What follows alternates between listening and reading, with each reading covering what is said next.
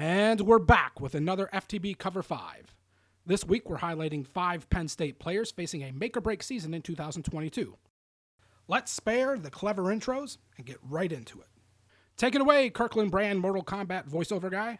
Number 5, Caziah Holmes. Not sure that 50 carries qualifies as a morsel, so instead we'll say that through 2 seasons in blue and white, Caziah Holmes has whet our appetite with crumbs of brilliance.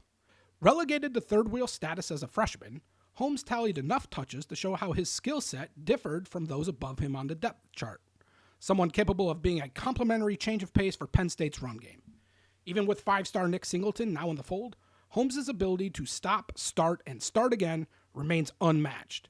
And though the longest run of his career is only 36 yards, Holmes' burst and acceleration hints that he possesses the type of home run, play-the-fight song potential Penn State sorely lacked last year, with Kevon Lee and Noah Cain carrying the load. Not only that, at 216 pounds, Holmes partners his quick twitch attributes with the physicality needed to break tackles and punctuate runs by falling forward. But in order for Holmes to carve out a bigger slice of carries, he's got to dramatically improve as a pass protector, because right now, he is a total liability. He'll also need to find a level of comfort in Penn State's zone blocking run scheme. On film, Holmes appears unsure when reading defenders and has a tendency to run up the backs of his offensive linemen. Amazingly, thanks to the COVID mulligan and qualifying for a redshirt in 2021, Holmes still has 4 years of eligibility remaining. The fact that Holmes continues to stick it out at Penn State and has not entered the transfer portal yet probably qualifies as a bit of an upset. So either the coaching staff has convinced Holmes, or Holmes just has the confidence and self-belief that there is a role for him in this offense. Number 4, Marquis Wilson. Is Nittany Lions Jr. Marquis Wilson a wide receiver?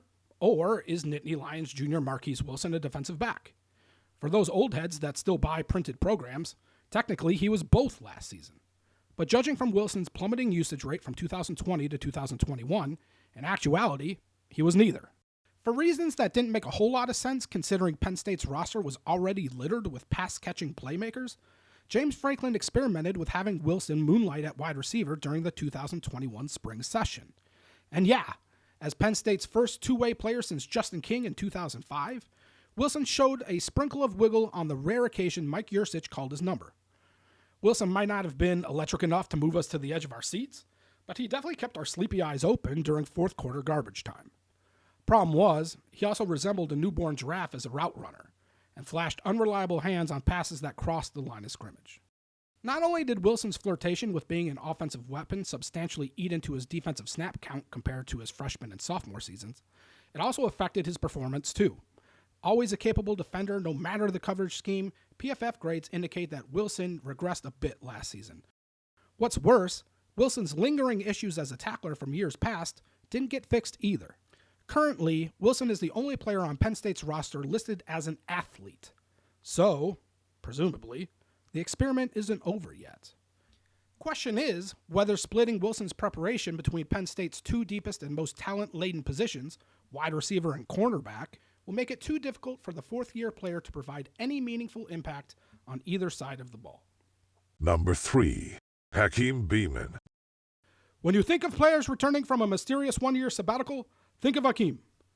Okay, so it's not our best Zamunda royalty impression?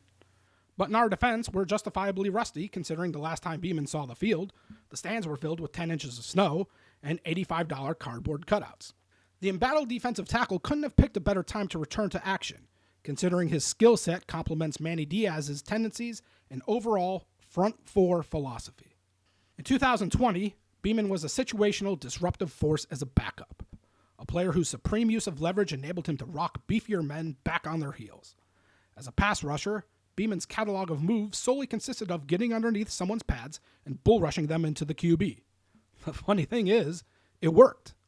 Of Penn State's interior defensive linemen that played more than 100 snaps in 2020, Beamon bested all of them by registering a QB pressure on 8.4% of all pass rush opportunities. When it comes to stopping the run, Beamon fared decently when battling solo blocks, but was consistently bounced from the bar against double teams. And this occurred when Beamon was listed at 298 pounds on the official Penn State roster, which we still don't believe was accurate. Maybe with a backpack full of textbooks he was 298 pounds? Regardless, Beamon is now listed at 269 pounds, so he's lighter. How much lighter? Who knows, but he's lighter. Therefore, we don't see how Penn State can get away with utilizing Beamon as anything but an obvious passing down rush specialist this season, which begs the question, will Beamon be satisfied with such a narrow and specific role? Number 2. Devyn Ford. A top 100 national recruit out of high school who displayed a ton of promise as a true freshman, Devyn Ford's college career has yet to recover from. In fact, Ford's yardage output has declined through each of his 3 seasons, from 294 as a freshman to 274 in 2020 to 61 yards last year. So if Ford is ever going to rebound and finally live up to his lofty expectations, well, now's the time. Late in the snooze fest that was the blue-white game that wasn't, Ford ripped off a pair of chunk plays. He looked quick, confident, decisive doing it too, trusting his eyes and advancing to the second level without hesitation.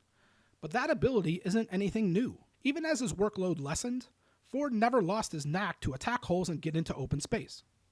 Really, our lone ding on Ford as a runner is that he's not really sure what the heck to do with himself once he reaches the second level of the defense.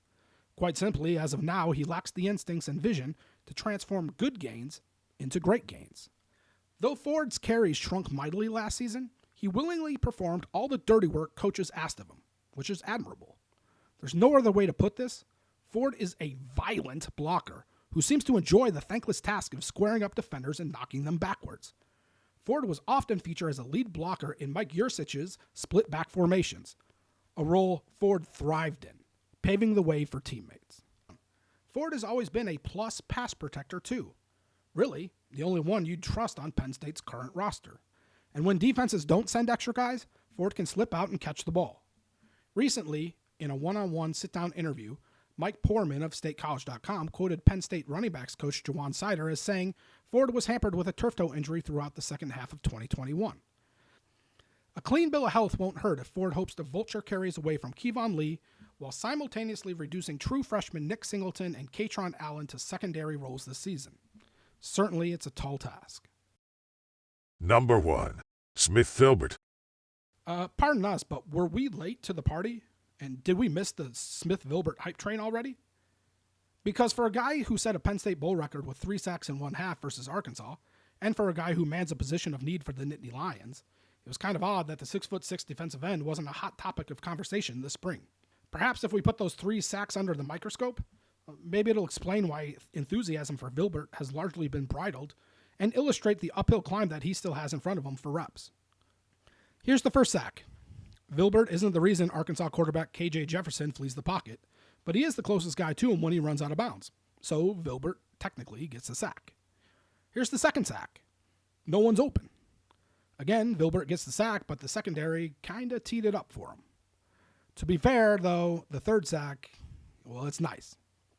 Vilbert uses his length to disengage from the tackle and closes the gap on the quarterback. But despite having the absolute ideal frame to harass passers, at this stage of his development, Vilbert is still a long way away from becoming an edge that causes offensive coordinators to toss and turn at night. No clue if this analogy will make sense to anyone but us, but Vilbert is kind of like a 1980s G.I. Joe action figure that you left in the sandbox for too long. By that we mean he's kind of stiff. His hips aren't fluid, his movements don't look all that natural, making it tough to bend through contact and turn corners. Because Vilbert's pliability is underdeveloped, he tends to play high, thus negating his upper and lower body strength. The good news is, with proper instruction, all that flexibility stuff can be improved upon. Same goes for Vilbert's conditioning. There were a couple reps in the Outback Bowl where it appeared Vilbert's tank was on E, and his effort reflected that. In hindsight, that sort of makes sense since that was the first time Vilbert played more than 30 snaps in a game. The summer arrivals of 5-star transfer Damian Robinson from Maryland and 5-star true freshman Denai Dennis Sutton should provide Vilbert with plenty of motivation to ramp up his game.